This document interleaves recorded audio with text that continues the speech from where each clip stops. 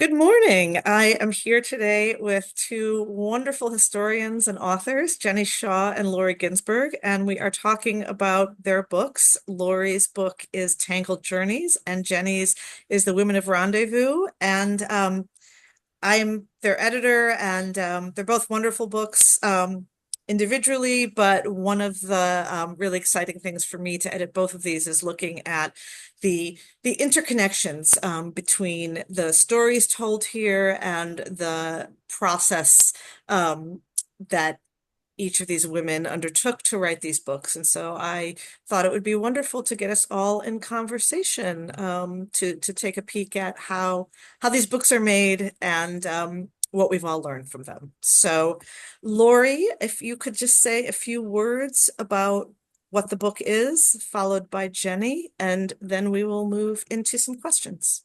Okay, great.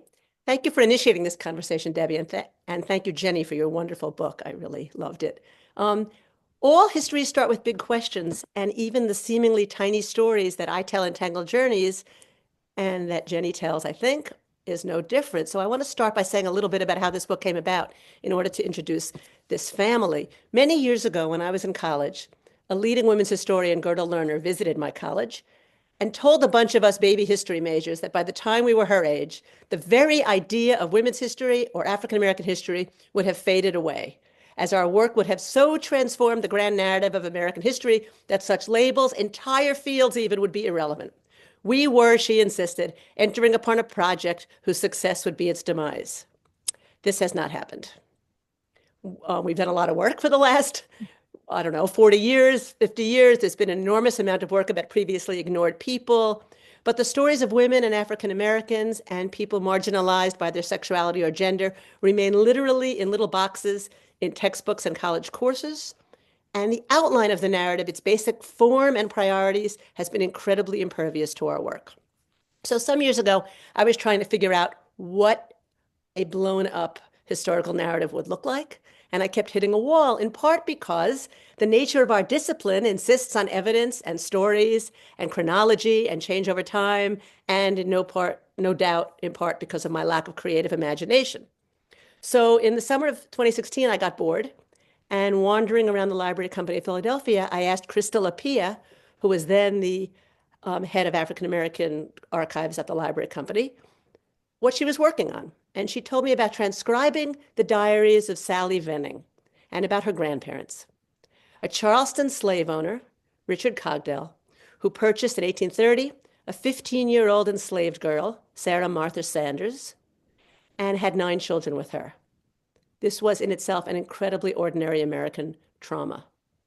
And then, in an act beyond usual, some years after Sarah Martha's death, Cogdell moved with his 5 living, formerly enslaved children to Philadelphia, bought and gave them a house. For those of you who know Philadelphia, it's at 1116 Fitzwater Street, and saw them become pretty much overnight part of Philadelphia's black middle class. None of them, he lived in a hotel down the street, none of them ever returned to live in Charleston again.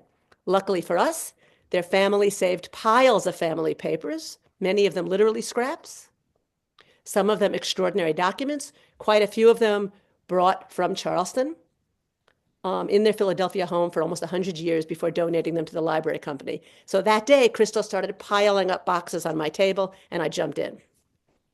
It's much easier, it was for me, much easier to get into the weeds on this project than to get out of them. And also hard to decide how or whether I, who's a historian of white middle-class women in the Northeastern United States, could write this book. And even now that it's done, I offer this book as only one way we can make sense of this family's story. Tangled Journeys looks back at ancestors and forward to descendants of the Sanders family who made the migration from Charleston to Philadelphia. It crosses geographic, legal, familial, and metaphoric borders. It tries to trace people who appear in the papers, but also those who remain, so far, untraceable. But it also explicitly demands that readers listen to the noises and the silences in the archives, that they join me in imagining the individuals who barely exist in the family papers, and consider what American history would look like if this family were at its center. Throughout the book, I've included what I call whispers, questions I can't answer but can't let go of, I'm happy to read an example or two later in our conversation if you want. For those who think history is supposed to make us feel good or that there are perfect heroes, I will warn you, this book leaves far more questions than answers, and there's no happy ending. If Tangled Journeys doesn't make a singular and specific scholarly argument, which I think my other books did much more, and if it's far from the last word about how we place this tiny story into a larger narrative, my hope is that the book gets readers to listen to historical nuance, to welcome complexity and ambiguity, and to acknowledge actual people's hard and often inexplicable choices. I know the book adds new stories to American history, but I hope it also reminds people that history is dangerous. Thank you, Lori. Jenny, I think you might, for many of that, say cosign because, Lori has so beautifully articulated, again, this next generation, and we'll get to that much later on about the kind of work that historians are doing. But what were the origins of this book for you?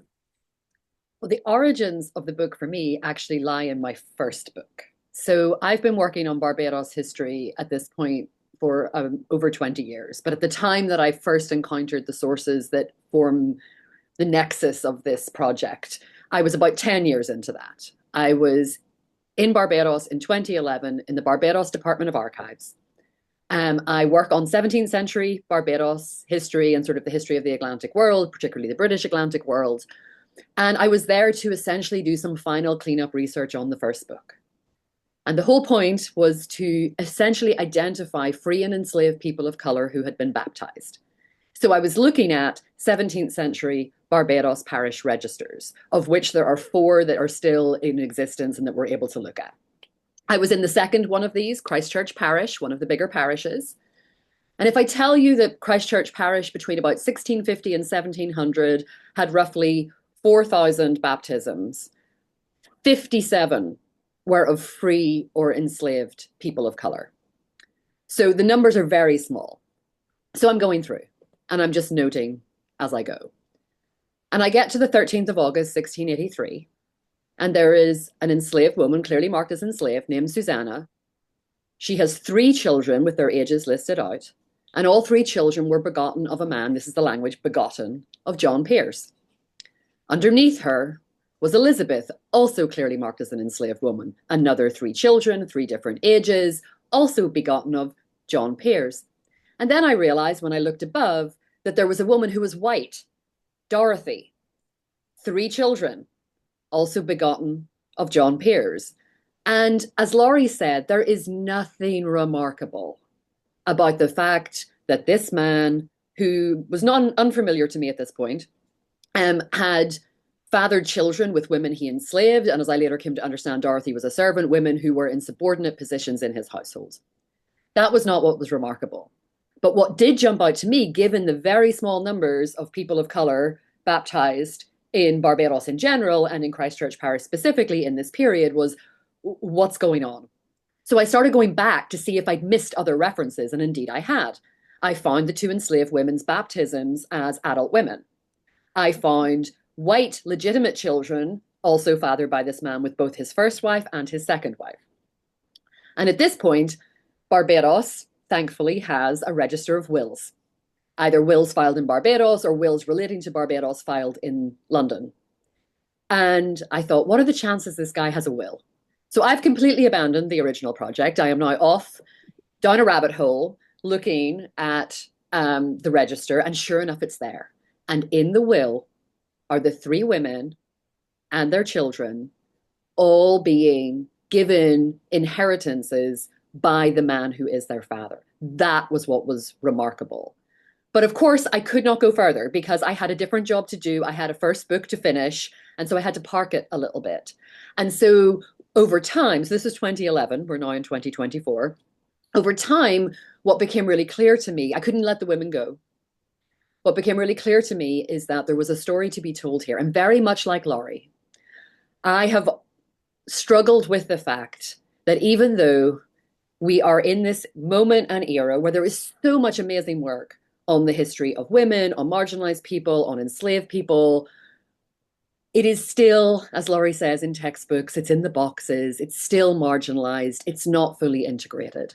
And so for a long time with this book, I realized that I had identified 5 women who all had children with this enslaver. And I came to understand through looking at other sources, which I'd be happy to talk about later, that they didn't spend their lives in Barbados. His 2 wives, very elite English-born women, predeceased him. They both die in Barbados. And at that point, the enslaver takes Dorothy, Susanna, Elizabeth, and all of their children with him to England. And when I realized that, that also really shifted the understanding, because again, that's unusual. Not so much for the 18th century, not sending children of mixed race born to elites to the UK for their education, but bringing the women, that virtually never happened as far as I have been able to identify. And what really sort of got my juices flowing was when I realized that I could actually trace the women and children in England. And so the book really became this conversation about both what it looks like to think about gender and race in the slave society that is Barbados, but also England's society with slaves. Those women and children lived for a time in London. They were then taken to a manor house in Streatham, which at the time was a village about 5 miles south of the capital. And then John died. This is John. I've used his name for the first time here. I often try and avoid using his name. He died in 1689.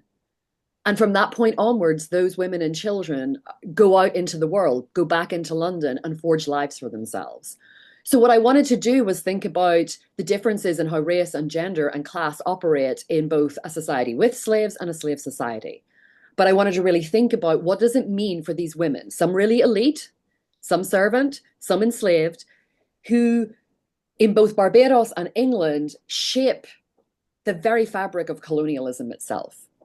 I actually think they're more important than the men when it comes to this, because they're the vehicles through which inheritance happens. They're the ones who dictate whether children are born enslaved or free. And so that's what I wanted to do. I really wanted to zone in on how family actually shapes empire, which of course is a massive question that lots and lots and lots of scholars have wrestled with for decades now. But this seemed to me to be an opportunity to add, as Laurie did, another story. It's just my version of this story. I'd be happy to talk about the challenges of piecing it together because the material is extremely fragmentary. We're talking 17th and early 18th century, and we're talking British archives, which in the Caribbean at least tend to be a lot less rich than, for example, the equivalents in the Spanish or the French worlds. But if I have any hope, I think it's very similar to Laurie's.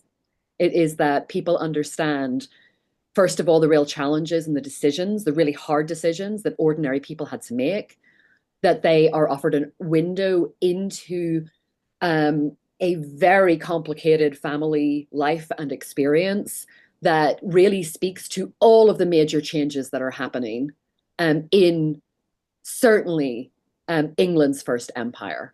And that not only are they along for the ride, but they're shaping it, they're creating it, and it forces us, I think, I hope, to not think about having to begin with John, who, by the way, was one of Barbados's most elite politicians, most largest enslavers and biggest landowners.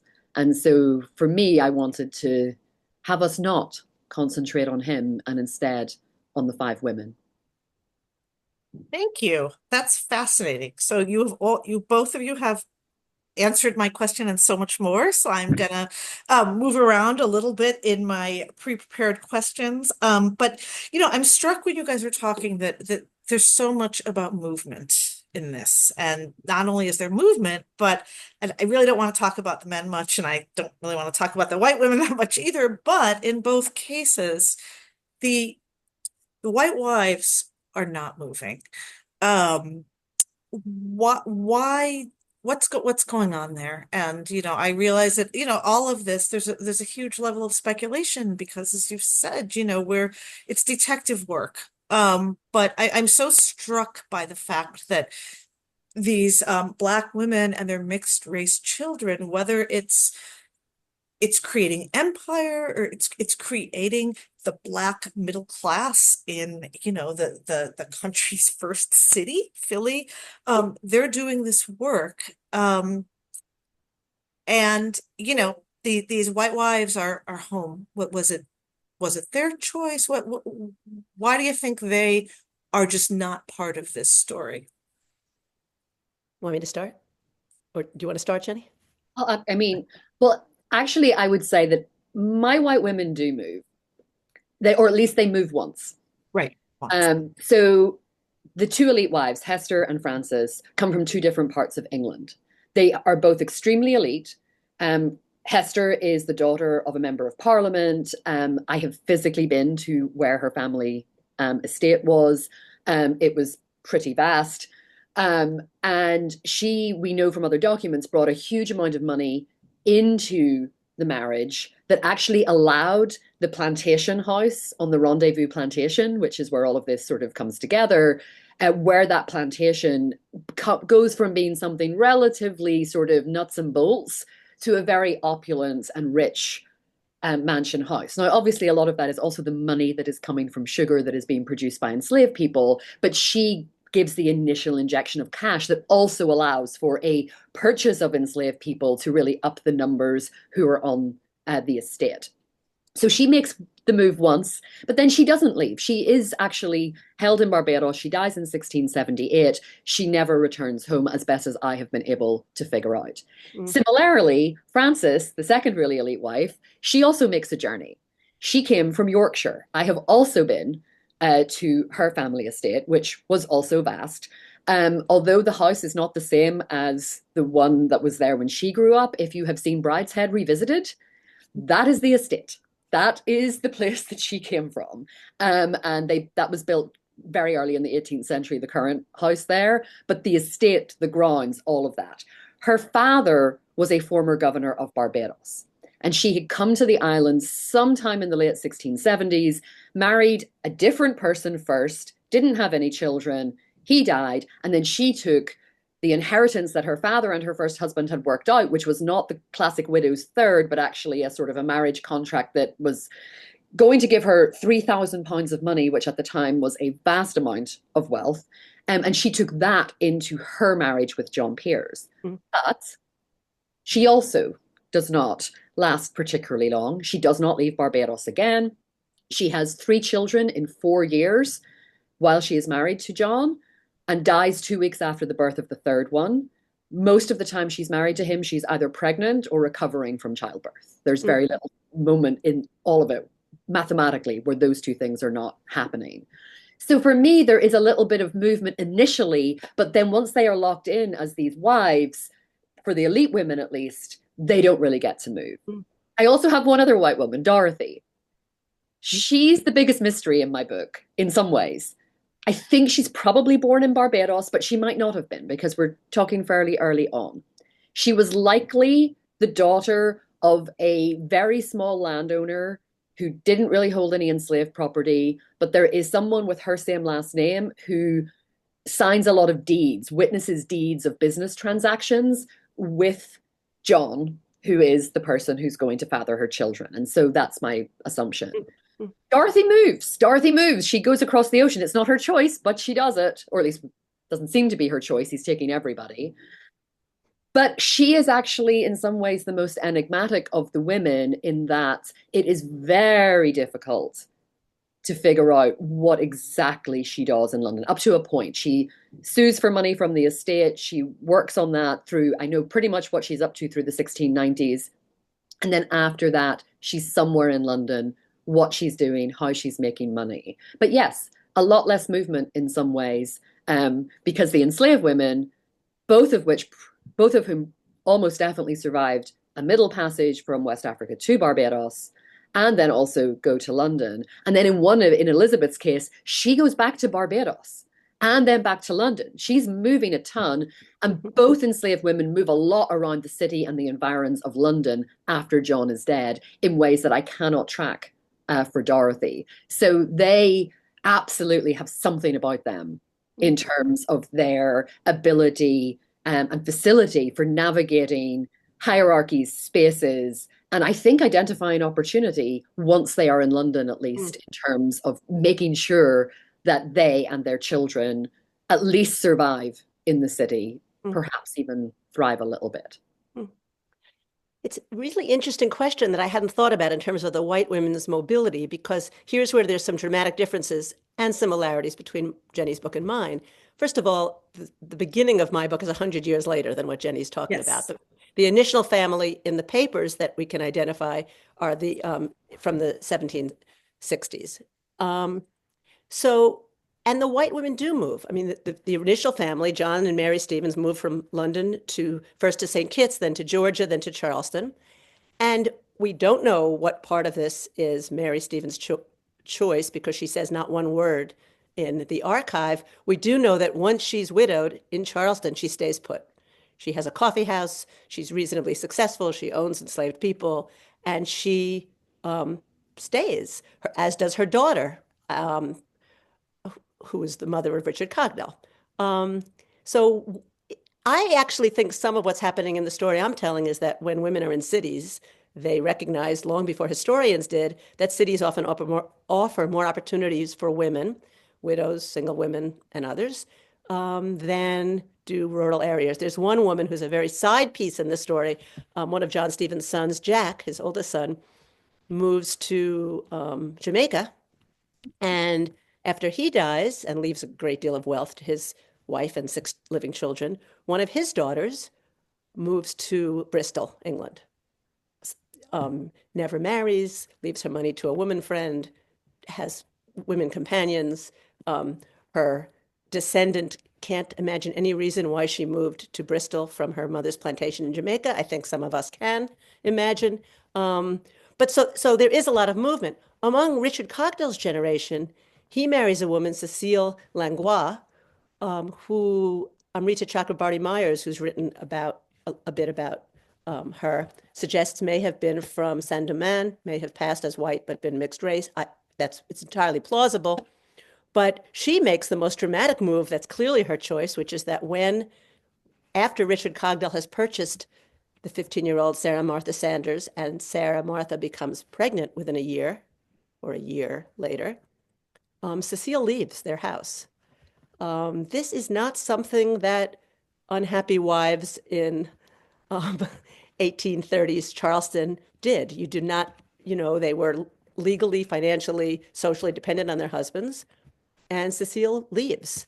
And there's a wonderful letter by Richard defending himself and complaining about their marriage. And she dies a few months later. I think she may have suffered from some mental illness. She may certainly have suffered from some physical illness by then, but she makes a very clear move on her own. And then other migration happens, of course, with, I don't know who actually initiated it, but certainly Richard Cogdell and his 5 living children have a discussion that we can't imagine and decide to move to Philadelphia. Thank you. I love the agency here, with all the women there. And I mean, I smiled when Lori was talking about Richard's letter saying like, hey, I'm fine. Because I think in my comments when I was editing a few times, I was thinking, oh, shut up. Like all you do is talk and you don't do anything. And while these women are all really making their mark. So you both gave us some very vivid images of what these women were doing. You also both alluded to the fact that, well, we're never going to know this. And, this person is the biggest enigma. So I want to stay with that a little bit. And this will come back to whispers and things not said. And also what I'm calling outsider status in a way. You are white women writing in a huge time period that stretches from the 17th century to the descendants. I mean, Lord, too. So I would say the 20th and 21st in a way. And you're not for as much as you're talking about their intimate lives and intimacy, there's a remove. A lot of these women, talking about, thinking about what Lori, you said in our opening remarks, like we're so reliant on the archives and what people are saying and for all the agency they had, there's a lot that was not recorded. So how did you surmount these various barriers, that you're writing about women in a different time, in a different race that weren't saying anything. How did did you suffer it or struggle at all with how can I be this historian? How can I tell these stories? I would love to hear a little bit about that, and then how both of you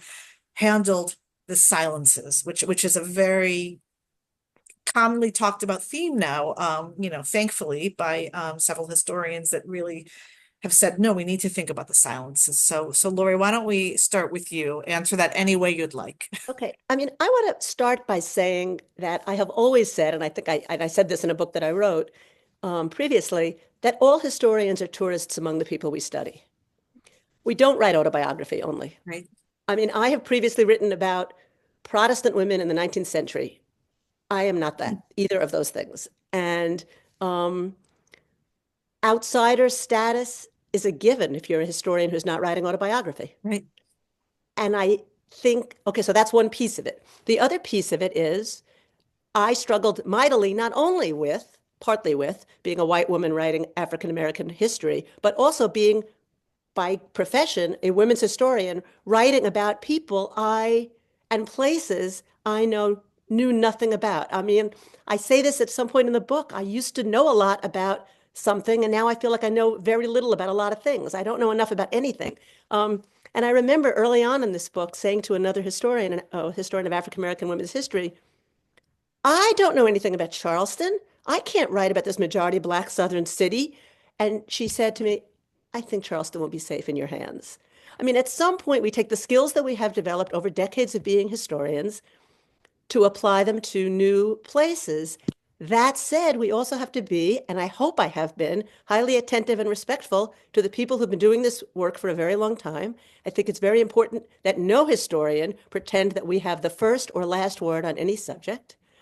I mean, I say this to my graduate students all the time. The most arrogant history is people who don't cite every single person they're in conversation with, or as many that they know they're in conversation with. You always miss people, of course. But all historians enter a room when we take on a project with a very large conference table and very many people who don't look like us sitting around that table and hope to be welcomed into the conversation. And I felt very lucky to be welcomed into it to the extent that I know I have been. I think I would actually second almost everything Laurie said. I have used the conference table analogy myself. Oh, funny. I love Both for me thinking about it, but also in talking to graduate students. Who's at the table with you, and are you reaching them or not, and are they speaking back to you, and are you in proper conversation? That I think is something that is really important. I will say for my part that as someone trained in the early modern, the idea that there are silences and things are not going to be as plentiful as one might hope is an absolute given, and has been from the moment that I started at least in graduate school, if not before.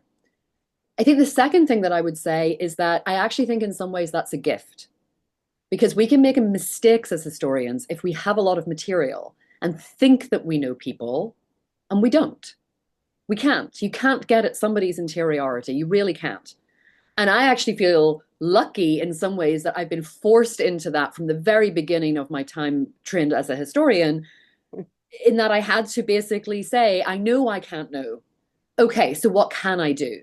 Because the other thing that is also not true is that, yes, there are silences, some willful, some not, in archives, but archives are also full of fragments and snippets and things that we can work with. And that's what our training comes in. That's what we're taught to do, right? Is to take them, to ask questions of them, to be respectful of what we are seeing.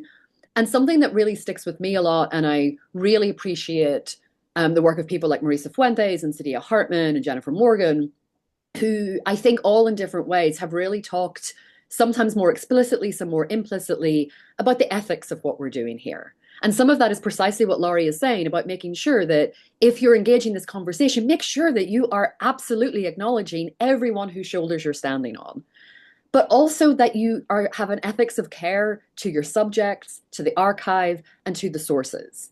At what point can't you say anything? I really tried very hard. I don't know if I succeeded completely in this book, but my intent was to treat everyone that I was working on, because I am not like any of them, with respect, I wanted to take an ethics of care around all of the different ways that I posited what may have been going on. I hope I never tried to say how any of these women felt because I cannot know and I do not know. And there is a limit. And the ethics of that, of knowing I can take you up to this, and as a reader, I'm telling you, here's what the possibilities are, here's what likely happens. Sometimes it's probable, sometimes it's possible, sometimes it's a maybe. But to try and do that in a way, and I will say the final thing I will say is that in we write solo authored books, but it takes a village. And I had the most amazing group of scholars and friends who read this, who I trust implicitly, who told me when it was no good, who asked me really interesting questions, who challenged me to think broadly and differently and pushed me at every step. And that, I think, is also part of, first of all, how the book even came to be. I mean, it wouldn't exist if they hadn't been pushing me along at every step. Like Laurie, I was stepping into maybe not, it might not seem to you so unfamiliar territory, Laurie, but I honestly knew very little about early modern London. Hmm. And I was also a little bit like, oh, what can I say about this? But you know what? It is a gift because then I got to delve into all of the amazing work that has been done on early modern England and London specifically. And like Laurie, I now understand. I think I've always known there's way more that I don't know than I do know. And even things I think I know, I probably don't know Right. the way I think I do. But I actually take that as a gift too, because I now feel like a world opened up for me. And all it's made me want to do is pushing forward, is to find something else that allows another world to open up for me that I can also feel simultaneously like that I know and that I really don't know at all. That's what I find exciting. Right. It's wonderful. I love how you're phrasing these, both of you, village and unknown and gifts. It's wonderful. So I Can I want just to say, can I just say one thing about this conversation please. itself, which is that Jenny and I never met before the last conversation we I had with you. know. I mean, and there's so many ways, and we're obviously trained by and in different generations of historians, and we're in different fields, quite different fields, and it's amazing to me how much many of the same questions are pushing us and many of the same issues, and I'm just fascinated to see the overlaps in all of these things. I know. It makes me feel very hopeful, actually, about history and research and the academy in a time when there are a lot of challenges, and if you look at things a certain way, it's hard to see hope. So I really I love hearing this, and I the fact that you never met until you wrote these books, and you've met each other because of the women you've studied and the way you've gone about studying it. It's very hopeful and inspiring. And I hope a lot of grad students are listening to this and they Can I say, too might have these conversations. So I can I, want to talk can a I, little can I, about, sorry, can I please, also, please. jumping on you, can I say too that Yes. as we've talked, Laurie and I have not met, but I have her book and I opened it and I began reading and I had this just sense of it was a different time, it was a different place. And as I was reading, I realized that although I went a different route ultimately with my introduction, when I was reading yours, I was like, that's a version kind of almost of what I'm not, obviously not on subject matter, but in terms of approach and style. And I just, I gobbled this book up in like one sitting practically because I couldn't stop, because although the stories were very different in some ways, as we've talked about, the resonances and the overlap and the questions you were asking. And so I both found it both fascinating for the stories themselves, but also for seeing how you chose to do it. And in many ways, I feel a little sad that I didn't get a chance to have it so I could use it when I was doing mine in that way. But I just the synergy and the connection. And I also love the fact that a lot of these questions and the way we're thinking about it are moving across generations and moving across wide geography and temporality. That is, I think, really wonderful. Yeah. Lori, any response before No, I move on? no, it's fun to be part of another, fan club, mutual fan club. Yes, Yeah. it's wonderful. So I want to talk, Lori, we talked, mentioned your whispers at the beginning of this, and I, would I would love to hear from both of you. If you, and it's probably putting you on the spot. You might want to read something from one of your books, but an example of when both of you had to, in on the one hand, jump in and be there in those rooms or, in those places and with these women, but that also you were at such a remove. What was your process? What was your work like a historian? And I'd just love to hear an example from each of you.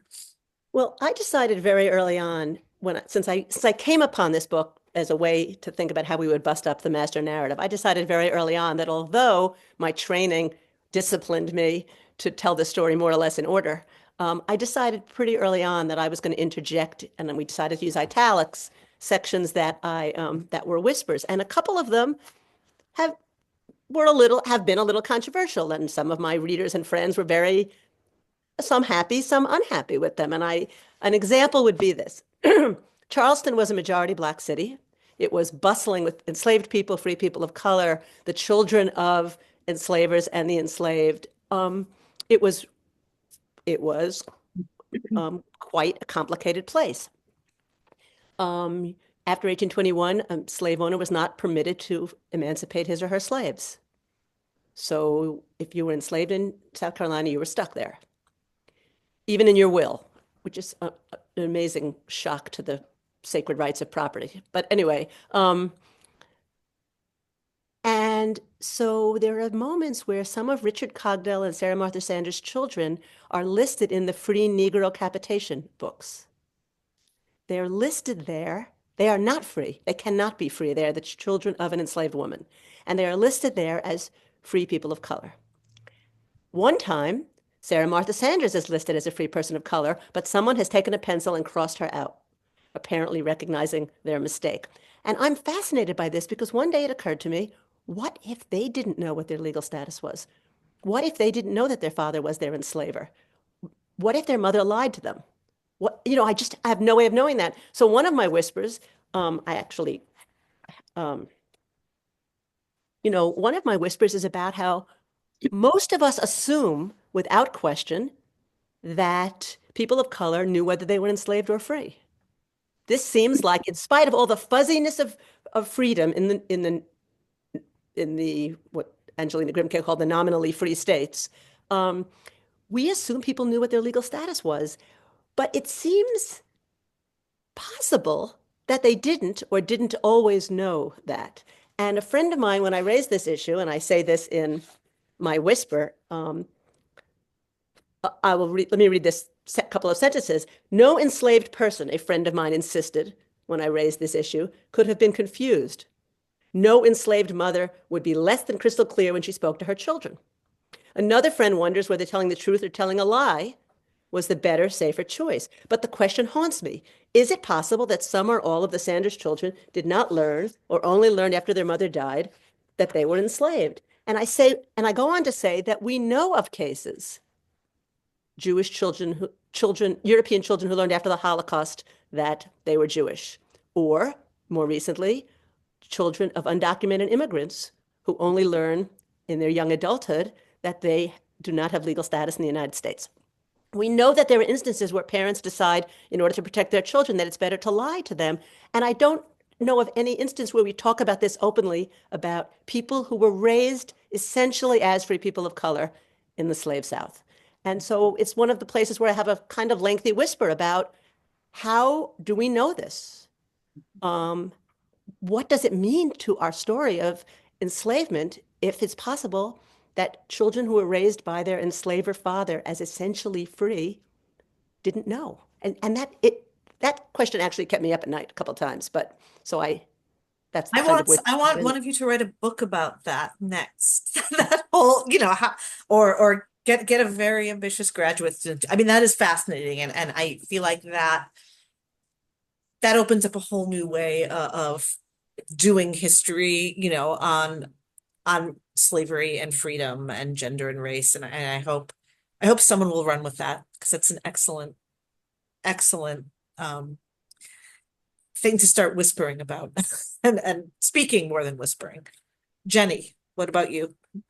So I approached this a little bit differently in that what I was mostly doing was scaffolding experiences kind of around each of the women that to try and contextualize. And then from there to be able to say, this is what may have happened for them, or beginning by saying, okay, this paragraph is describing something that happened, but I've laid in all of my various possibilities, maybes, etc., in order to try and ensure that the people involved understood what was going on. And I was thinking about what's the best version of this from the book. And in some ways, I keep being attracted back to the start of chapters where I'm probably a little bit more emphatic about what's going on than perhaps I become later in those chapters. But if you'll let me, I'm going to read the start of the first chapter that is based in England. And this is, each chapter has the function of more or less centering one of the five women, and then the final chapter centers the children's generation. And so the first chapter, Hester, the first wife, introduces us to Rendezvous. The second chapter, Susanna introduces us to the real sort of intimacy and coerced sex that happened on the plantation. The third chapter introduces us into the different ways that sort of the key moments of life, right, birth, marriage, and death, happen for free white and enslaved people on Barbados, and that's through Francis II's wife eyes. And then when we get to England, Dorothy, the servant woman, is the person who is centered. So that's why this is going to begin with her. Standing on a deck as the ship carrying her and her children sailed up the Thames towards London in the early summer of 1686, Dorothy must have found the sheer size of the metropolis almost inconceivable. Although Barbados's Bridgetown was a large and busy port city, nothing could have prepared her for the densely packed streets, hordes of people, and the rooftops and chimneys that stretched almost as far as the eye could see up and down the riverbank. However grand and opulent the Rendezvous mansion house might have seemed, it paled in comparison to the magnificent architecture of Restoration London that hove into view as the ship moved past the imposing medieval architecture of the Tower of London toward London Bridge. Dominating the docks in front of the 21 legal quays was Wren's spectacular neoclassical custom house, which looked more like a royal palace than a place of commerce. The Thames itself was a hive of activity, with tourists waiting 3 deep and more to be offloaded by smaller lighters that carried their goods to the docks. Barges and smaller passenger boats vied for space, trying to avoid collisions as they moved cargo and Londoners up and down the river and to and from the shore. And that is just a way of sort of opening up what London looked like. The amount of reading that I had to do to write that paragraph, Right. and Laurie will have similar tales, I'm sure, was absolutely immense. So on the one hand, some of it is, let's contextualize. Right. But then on the other hand, some of it is, what can we unpick from the fragments that we do have? Right. So I said at the beginning that the thing that got me started on this whole thing were those baptism records. And those baptism records list the ages of the children. Now, they're probably estimations to a degree. They're either whole years or half years. So not everyone is, 8.5, right? Or, right on the money. But that allows you to do a certain amount of maths. That allows you to figure out roughly when each child was conceived. It allows you to figure out where was Hester or Francis in either of these. And most of the children, not all, but most of them were conceived and born in the period between Hester dying, not exclusively, there's a couple that come before, and the period when Francis comes into the family, although again, another couple are born after that. And what becomes clear just from the maths, so this is hard and fast, is that John Pearse moved in rotation among the women on his plantation. First Susanna, then Elizabeth, then Dorothy gave birth. Then the cycle repeats, and it repeats again. And Dorothy almost catches up because the other thing that becomes really clear is the spacing of the children. Susanna and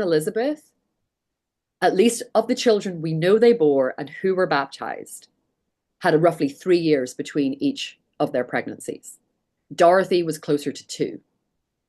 Those actually follow, as best we know, again, from reading tons and tons of scholarship on all of this, West African childbirthing and spacing practices and European child spacing practices in the period. Roughly 2 years is about average in Europe, 3 years is about average in West Africa. And so there's things like reading a ton of context to be able to write a paragraph about what it must have felt like for Dorothy. Probably, possibly. I use, must have or possibly or could have, no doubt did, right? All of these ways of sort of indicating that I don't really know, but here's probably what happened. And then there's the other much more straightforward, I know these things happen. Does that mean that I know what the relationship among and between those women were? No. And I spent a lot of time in the book trying not to romanticize that and trying not to do either. Trying not to make them all be in league together, and also trying not to have them all be absolutely furious or really on the outs with each other at all times. But I know the pattern by which they gave birth. I know what that looked like for them. And then again, with all of that contextual reading, that then potentially allows you to say some other things. So I had a lot of the kind of question you had, Laurie. I had lots of those. And my way through was to try and lay out the list of possibilities and then stop. But I think I could have, this is why I sort of wish I'd read your book before mine, because before mine was off and in production. Because I do wonder if I might have dared to whisper a little bit more explicitly. I think for me, the reason that I didn't was actually, I will say this. The reason I didn't to some degree is that in my first book, at the end of every chapter, I also have italics. But in those, I took what I knew. I had 3 people I was following. One was this Irish guy, Cornelius Bryan, and 2 were 2 women he enslaved, likely a mother-daughter pair. And I used everything I knew to try and pull on the theme of the chapter and to imagine, frankly, it's historical fiction. And I say that in the book. I say it's historical fiction. And I don't think I'd do that again now, which is different from your whispers. It is absolutely different from your whispers. Honestly, I think the book came out in 2013, and I think at the AHA in 2014, I was already on a panel talking about how I wouldn't do that. So, but it was a way for me to sort of think through what I knew and what I could and couldn't say. And so I think in this book, I wanted to be really clear about where the line was. And I could have, there's a book of fiction that could be written about these women of Rendezvous, and yours too. Right. See, several people have said to me, why don't you write this as historical fiction? Well, they've said that about other books of mine too, but they've said this about this book. And my feeling about that is because it's not fiction, because the extraordinary thing about this story is that it was real. And there are some parts of Tangled Journeys that I actually found unbelievable and still do. There's this section of it where after Richard Cogdell dies, one of his daughters, Sarah Ann Sanders, is in charge of his estate. And the Civil War has just ended, and he's lost property because of the collapse of the Confederate money. And she is in touch with these recent slave-owning white men, her father's lawyer and friends, in a correspondence that is actually unimaginable to me, except that it's real. And there were moments when I was reading it and I was thinking, this is why I can't write fiction, because this actually happened. There's this incredibly respectful conversation between them where she is demanding the money she knows she and her siblings are due because they are the sole heirs of her father's estate. His 5 sons with Cecile Langlois have already died. And they are treating her not only, and here she is, a Black, formerly enslaved woman, younger, they are treating her not only as the legitimate heir and executor of her father's estate, but as someone who can ruin their reputations. And she is incredibly passionate about maintaining her father's honor. And I'm like, really?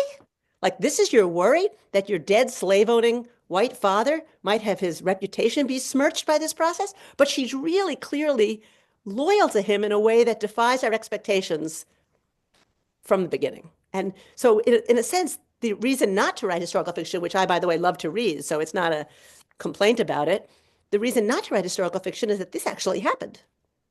Can I also say, I'm just going to jump off of that because Elizabeth, the other enslaved woman, she Mm. teams up with Dorothy in London and Oh, they yeah. sue, which is a really big thing Right. to do. I mean, a lot of people sued civilly and they're suing basically because they're not getting the inheritance that they're supposed to. I should say this is not because they were not married to John. This is not because the legitimate side of the family are saying you can't have it. It's because no one is getting any money because the plantation managers on Barbados are hoarding it all for themselves. Mm. The legitimate side isn't getting it any more than the, for want of a better way of putting it, the illegitimate side of the family. So it's not the what we might expect, right, in terms of how that fight goes down. But the things that I found so fascinating about that where although the legal documents are quite archaic and the language is difficult to plow through, it becomes really a number of things have become clear. And of course, this should be obvious.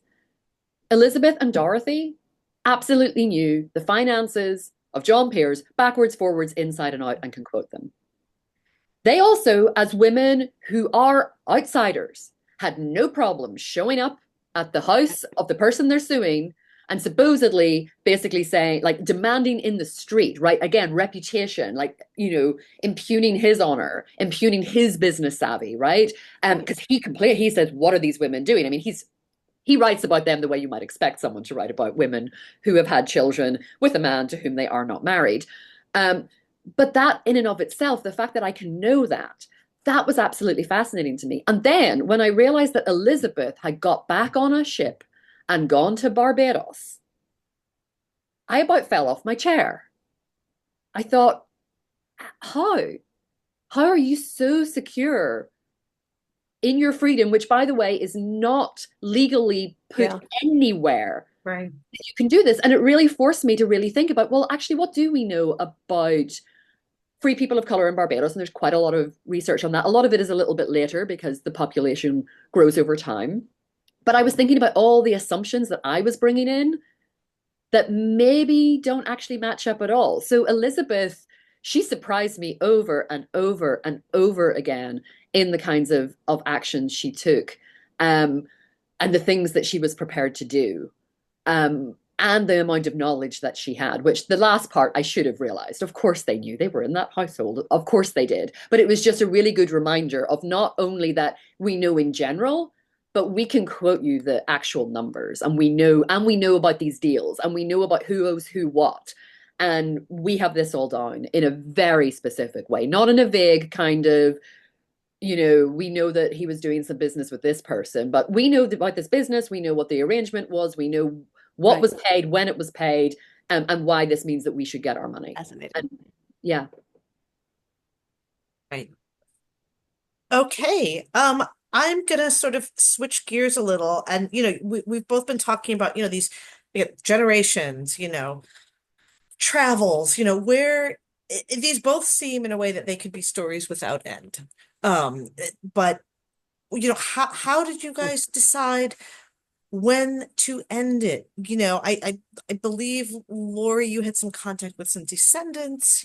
How Yeah. did you, Yeah. what I would love to hear about when you thought, okay, enough, and also, do I have some kind of responsibility to th this family, generations of this family, some who may still be around and who I've talked to, how did you end, and what'd you do to get there? Well, for me, I'm a historian primarily of 19th century Right. history. So a natural ending for me is to when the 19th century ends.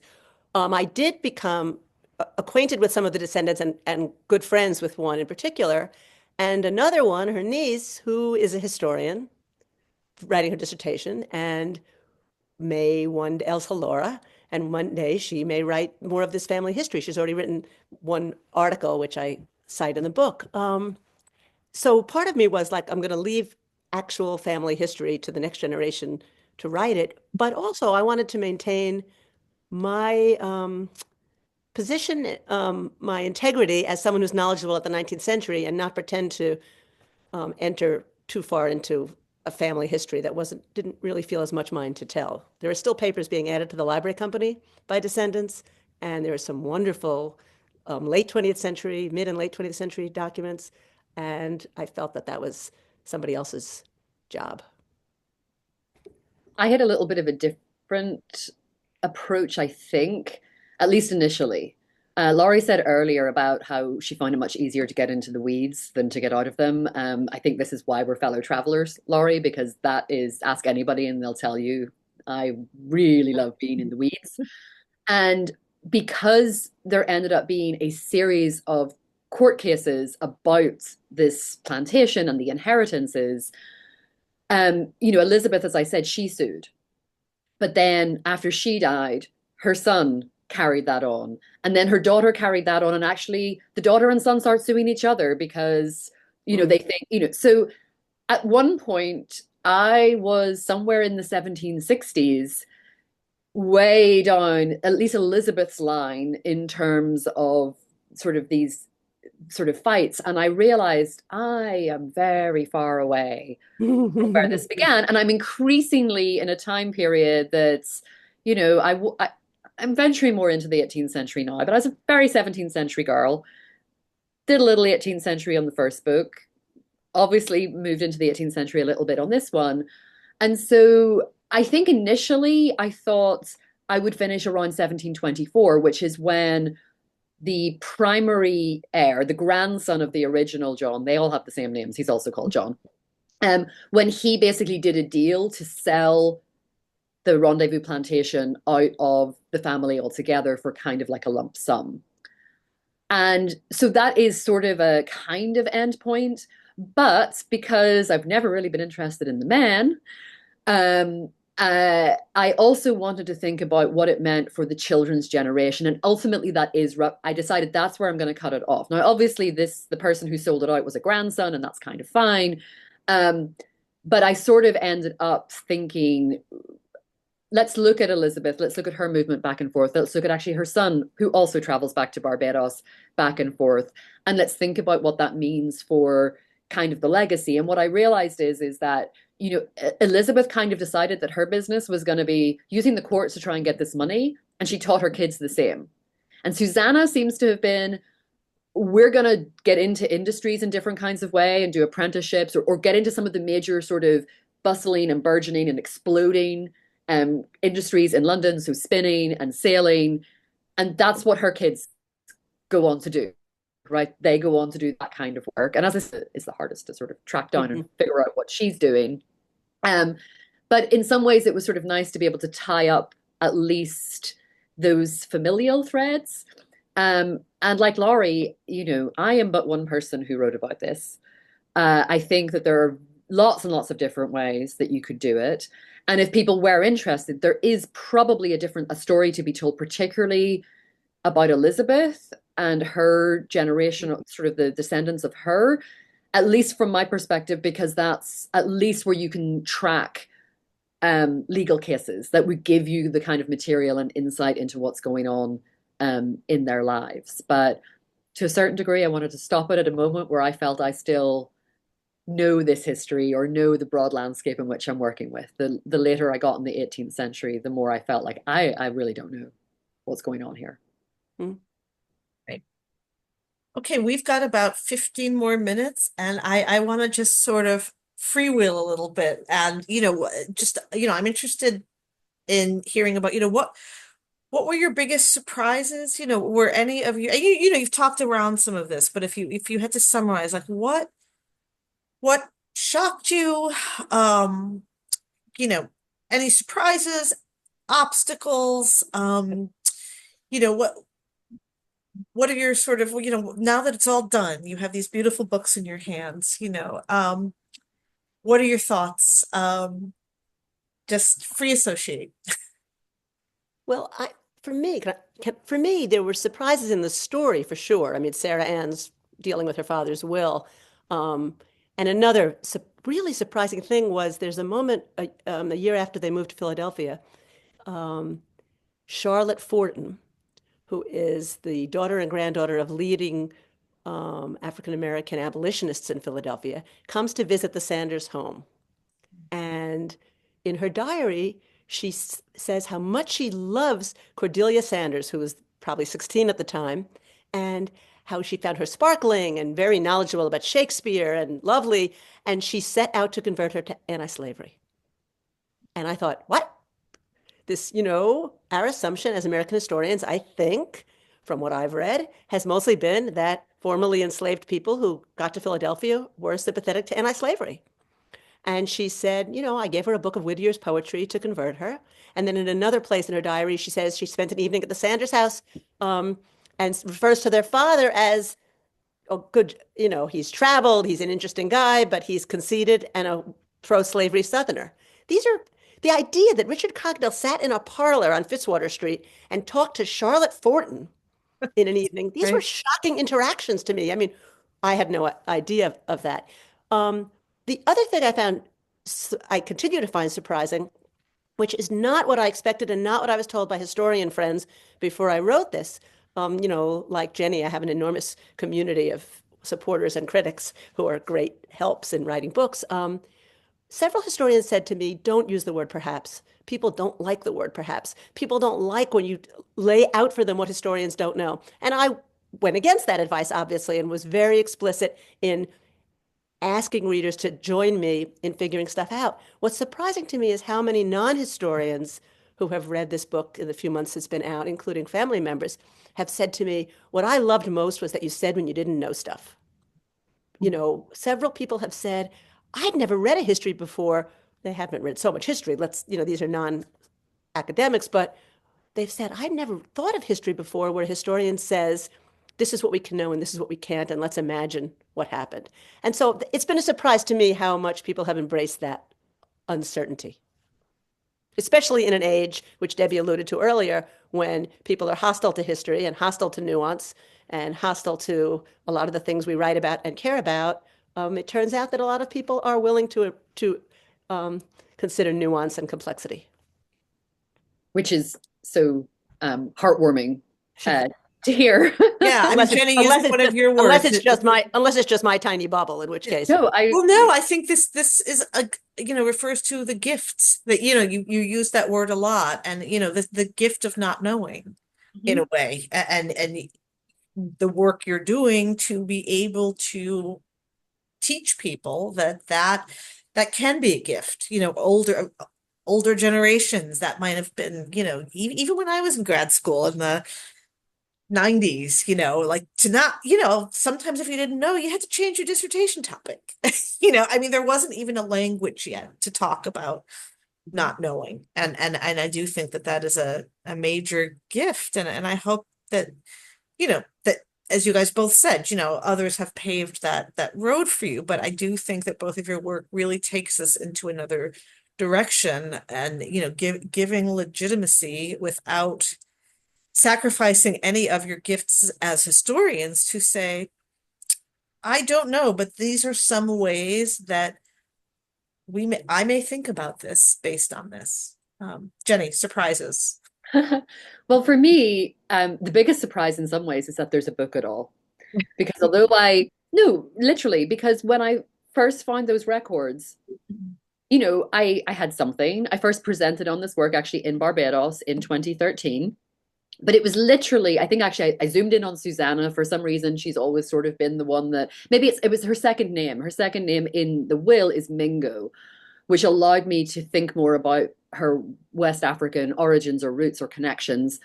And so I felt like I could open her up a little bit more, perhaps. But that's what I had. And, with the best will in the world, even acknowledging the fact that we can do a lot with a little, it didn't seem to me that there was going to be enough. So I just kept chipping away. And I spoke to a couple of people relatively early on and just said, I don't know. And both of them said to me, well, one of them actually said, well, just keep going and see what happens. And the other one said, Jenny, look at what I have to work with. You're going to be fine. And it was what I needed to hear in the moment. And so actually it wasn't until about 2015, I think, when I was at the National Archives, and I've been constantly going and searching through their catalog and looking for any evidence of any of these people, and felt like I'd maybe sort of found everything I could. And one of the things that I had found was a will for a mariner called Richard Domingo in the will. And he sailed on the HMS Montague.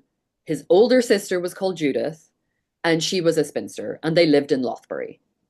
And I read that will, and I was like, that's Richard Mingo. That's Susanna's son.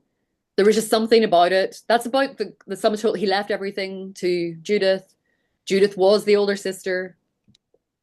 There was no mention of the younger sister, and I Mm. hadn't yet figured out that she had died by this point. Mm. But I didn't know. So I had this supposition. And I thought, well, okay, I can do something with that maybe, but it's going to be a lot of perhapsing, because even if I have some sort of feeling, that we can talk about the feeling, but that's not really in a book. Or at least not at this stage. I can't talk about that in a book. And then in 2015, I pulled a Chancery Court case from 1719. And the case was, it was John Peers, but obviously my John Peers was well dead at that point, 30 years dead. And the person who was being sued was someone whose name I had not seen, was Samuel Barwick. I'd not seen it in anything I'd looked at so far. And I thought, I'm just going to pull it, check it off the list. This isn't part of it too. And I opened a 5-page Chancery Court document. And Chancery Court's documents in this period are written on vellum.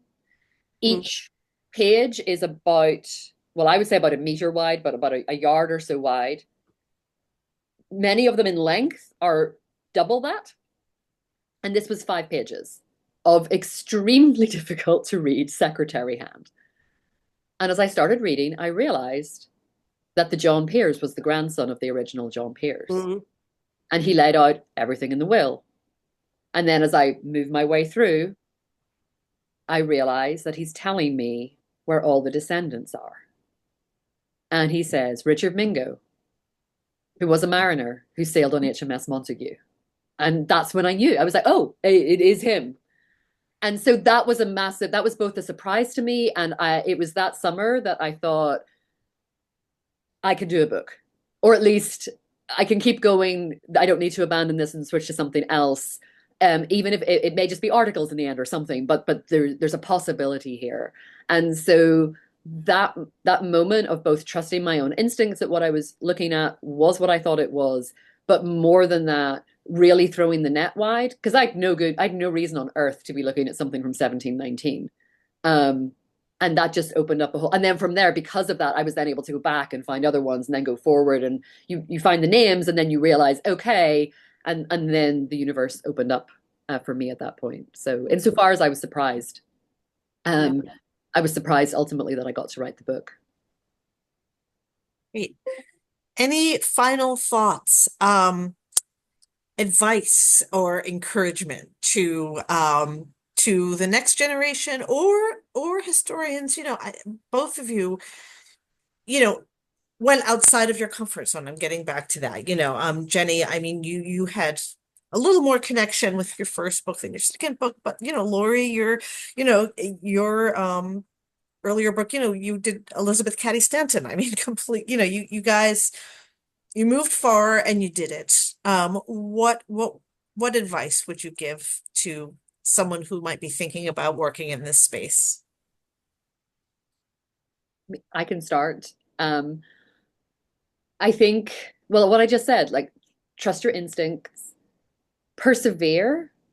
Laurie and I are obviously coming from pretty privileged positions in terms of the fact that, we both have institutional support and, came through at a time when we both were able to have tenure track jobs and everything that comes with that. So I do want to caveat that. I know that not everyone has the time or the ability to be able to do the kind of work that we're doing. But insofar as if you find yourself in that space, I would do 2 things. I would say, trust your instincts, read widely and wildly. Some of the best stuff I've read has nothing to do with the 17th or 18th century Caribbean, but it really informs my work and how I think and who I am as a scholar. And be patient. I think that increasingly something that I feel it myself, this acceleration in production of work, and you immediately I've got to be thinking about what the next thing is and what am I doing. And Debbie, you gave me a gift over in January when you said, just enjoy this for a minute, just sit with the fact that it's out. And again, privileged position to be in because it's out and that's nice, but it allowed me to just sort of feel for a second that I didn't have to be thinking about the next thing. This book took 13 years, which actually in the grand scheme of things is in some ways not that long, even though it seems like a really long time. And I think that's where I would like to encourage patience. I think the final thing I would say for all of the talk about silences, I really want to encourage graduate students to understand that when we talk about those and we acknowledge, and I'm sure lots of grad students do understand this, that it doesn't mean that there's nothing there. It just means that you've got to think differently about what it is that you encounter, and that there is history that you can tell Yeah. from even the most fragmented and complicated archives. And stick with it, sit with it, and trust a little bit, actually, that it will come. Mm. I, Thank I you. agree with I agree with all of that, and would add, from my experience, I've always been jointly appointed in history and women's gender and sexuality studies. And for me, that gave me, I don't know, the responsibility or the privilege, both, of reading outside my field. And graduate school is inherently a narrowing process. We expect people to narrow down their focus and write a nerdy little narrow dissertation. And for me, it was very important, again, everything Jenny said about our privileged position, I accept completely, endorse completely. But I've always encouraged my students and others not to just read about what they're working on. But if you consider yourself an intellectual, which I hope most people do, I've always thought that is better than academic, then you have to read outside your field a lot. And it doesn't mean that I knew a lot outside my field to enter into it, but it meant I was prepared to enter another conversation, ask permission to be there, talk to people who were involved in it, and try to engage with some of the questions as an outsider. Sometimes we get so focused on our nerdy little field that we forget that there are big questions behind, as I said early on, all the small stories we're telling, and that we need to step back and ask what everybody's big questions are. The so what question. I mean, the most common thing I write in my, well, in the days when we wrote with pencil, the most common things I write in the margins of my students' paper is, so what? And I think even established, tenured historians and other scholars need to constantly be asking themselves that question in order to do, honestly, more creative and interesting work that more than their few nerd friends will read. Okay. Well, I want to thank you so much from the heart. I feel like I could talk with you guys all day about this. But I don't know if my computer, my Zoom would handle it, or you know, um, you know, how interested people would be. That being said, anybody who does not have these two books, Tangled Journeys by Laurie Ginsberg and The Women of Rendezvous by Jenny Shaw, run and don't walk to buy these, because I can't believe that interest wouldn't be piqued, from this wonderful dialogue we've had today. Thank you so much, to the both of you. Thank you for writing such wonderful books. It's been such a privilege to read your work and talk with you here, and I'm looking forward to continuing to do so. Thank you. Thank you.